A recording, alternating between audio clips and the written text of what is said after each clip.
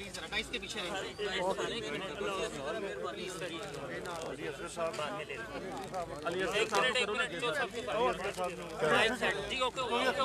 सा स्पेस पैदा करो जी, महबूब भाई थोड़ी सी स्पेस, थोड़ी जगह बता लो ना।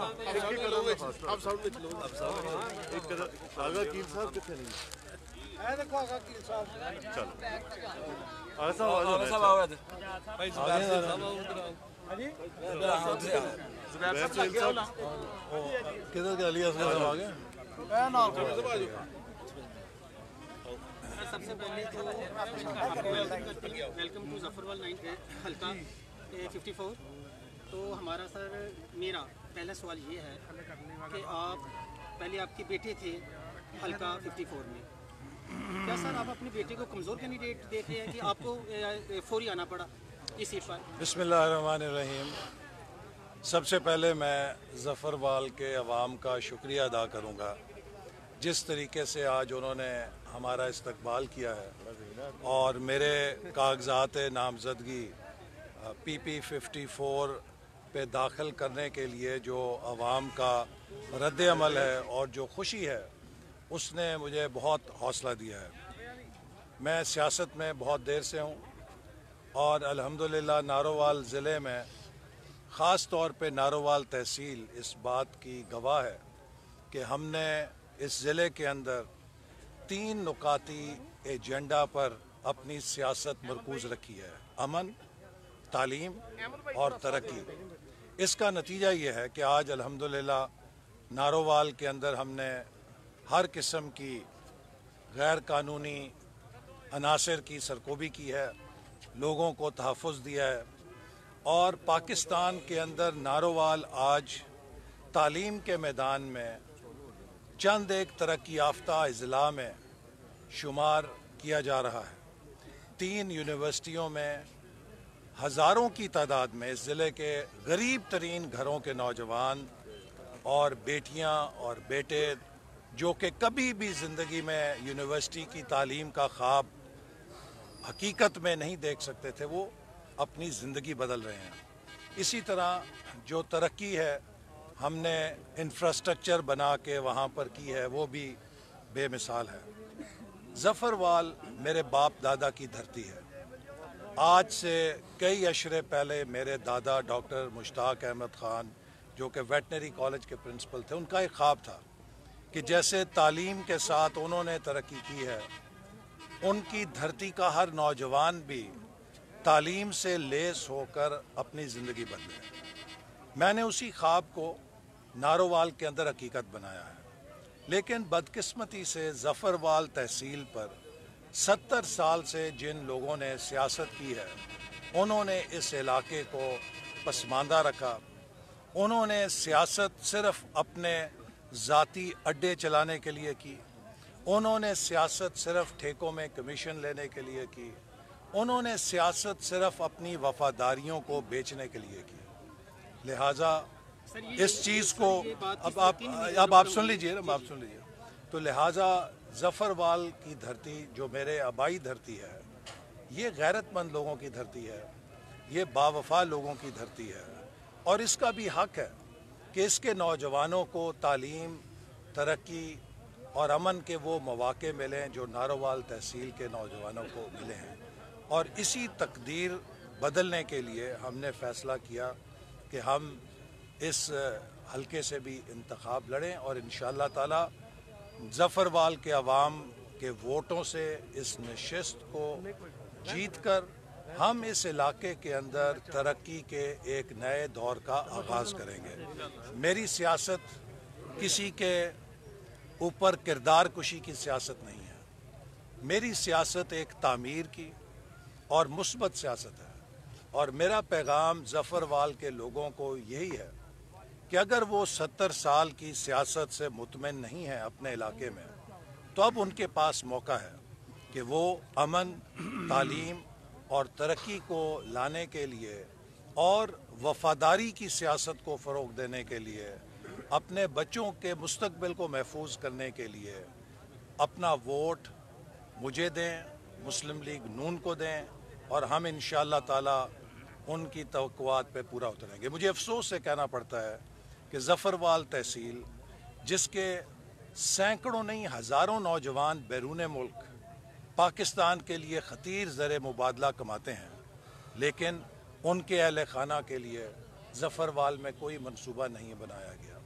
مجھے افسوس سے کہنا پڑتا ہے کہ اس تحصیل کا بارڈر ایریا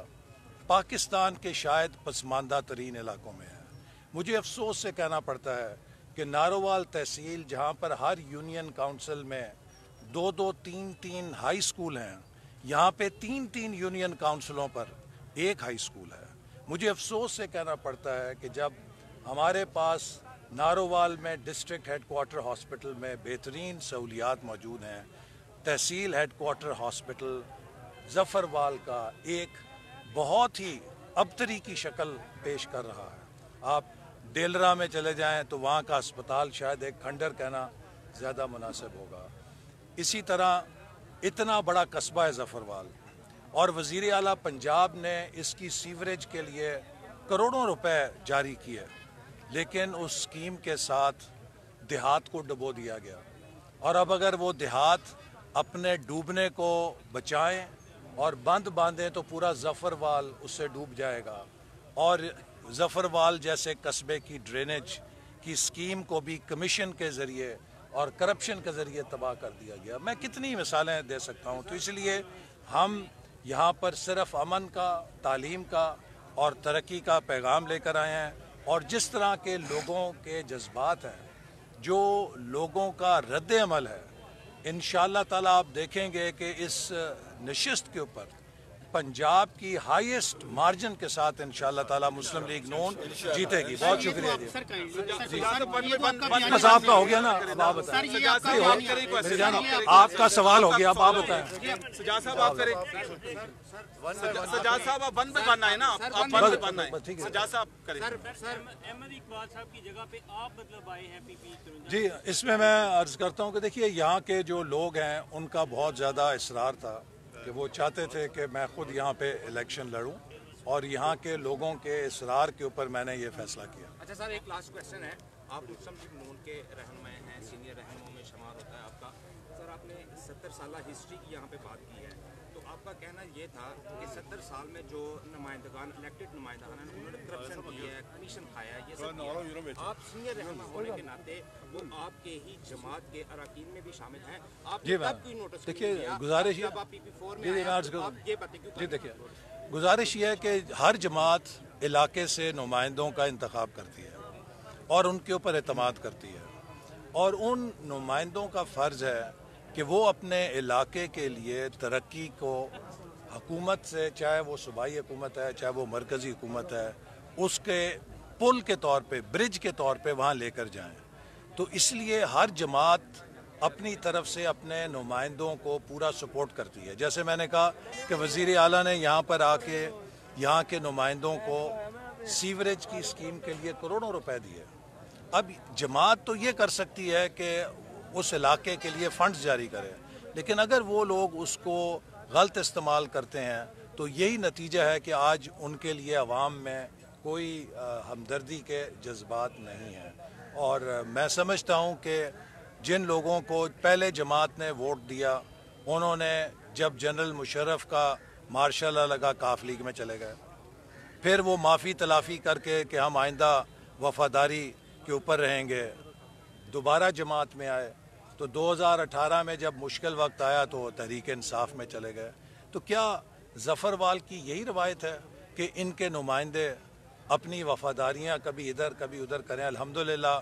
میں نے 1993 میں پہلی دفعہ مسلم لیگ نون کے پلیٹ فارم سے الیکشن جیتا تھا۔ اس 30 سال کے سفر میں بڑی بڑی آندھیاں آئیں، کئی دفعہ سورج سوا نیزے پہ آیا، جنرل مشرف کا مارشل لا بھی آیا، اور مجھے فخر ہے کہ پورے نارووال ضلع کے سارے MNA MPA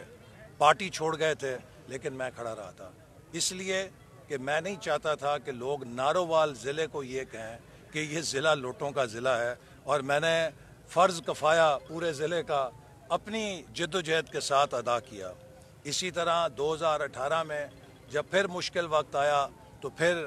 وہی لوگ پارٹی کی وابستگی کو چھوڑ کے گلے میں انہوں نے PTI کے پٹے ڈال لیے۔ تو کیا ظفر وال ایسی قیادت چاہتی ہے کہ جب بھی آندھی آئے، جب بھی کوئی ذرا مشکل وقت آئے تو وہ اپنی وفاداری بدل لیں، یا ظفر وال ایسی قیادت چاہتی ہے کہ جو اپنی وفاداری کے ساتھ، استقامت کے ساتھ ظفر وال کے لیے پورے ملک کے اندر ایک اچھی پہچان پیدا کریں. یہی ہمارا مشن ہے کہ ہم مسلم لیگ نون سے وفاداری کی اور اس خطے میں امن کی،